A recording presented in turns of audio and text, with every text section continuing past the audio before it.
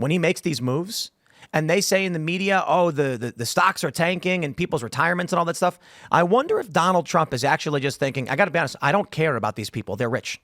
The person who has the top 10% of this country, are they really going to be hurt by this right now? They probably didn't even know what the cost of eggs was, to be completely honest. Now, I got to tell you guys, I don't know, and I haven't known for a long time, how much a dozen eggs costs, because I have my own chickens. And you too can have your own chickens and never worry about those costs again. But the reality is, for the top 10% of this country, they don't know what milk costs. They don't know what bread costs. They don't care about this stuff. It's the working class Americans who are going to benefit from this first and foremost. And they're not going to cry about someone's portfolio dropping. Mm-hmm. I think this graph also doesn't do a good job of showing how overvalued, obviously, the stock market is. So, like, if you pulled up Apple stock for the past 5 years, it's obviously very overdue for a correction. Yeah, the Magnificent Seven are holding up the stock market.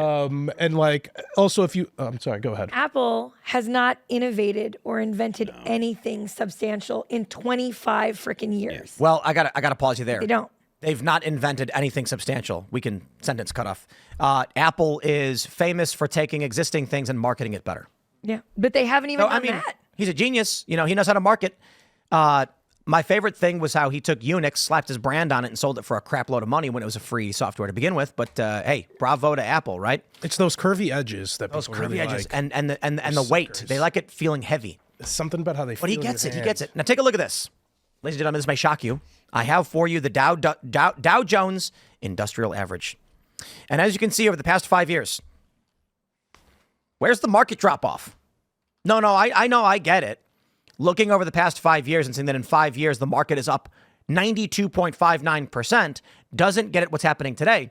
But my point is, look at every time the market drops. We're here.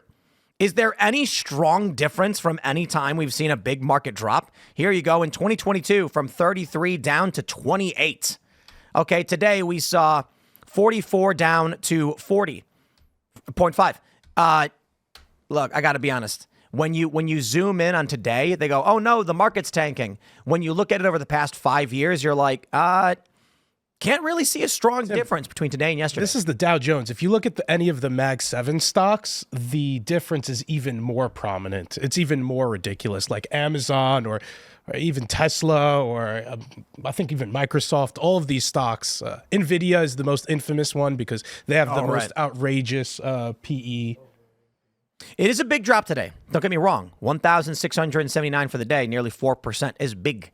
Yeah. Very big. In 5 days, 4%. In 1 month, 6%. 6 months, 3%. Year to date, -4%. In 1 year, it's actually up 3.63%. So that's obviously into the Biden administration. But the point is, when you look at the 5 years, it's like there's a ton of moments where the stocks dropped. It's ebbs and flows. So the question now is going to be, will Trump's tariffs result in other countries changing their policies, investing in America, and making trade better for us? And it looks like the answer is it's already started. It would be very smart of them. I suspect within the next month or two, we'll see most of these tariffs drop. Except for the big countries like China, I think there's going to be issues with down the line. I'll tell you, the only thing I care about right now, there's two groups of people in this country that I care about. Working class Americans who are raising children and Gen Z.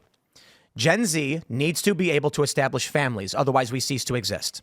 The middle class working families of various ages, from Gen Z to elder millennial, even younger Gen X, need money for their children. I don't care about boomers. Sorry, boomers. I don't care about you. I don't care about silent generation. And I don't care about the wealthy. I don't even care about like the middle upper class.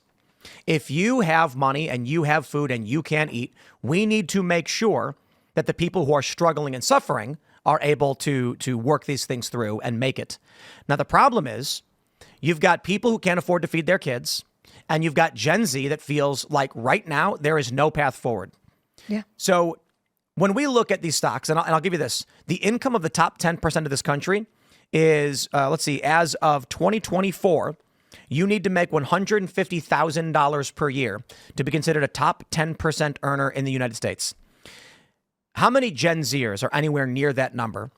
How many at 22 years old, you're supposed to have a kid and be married?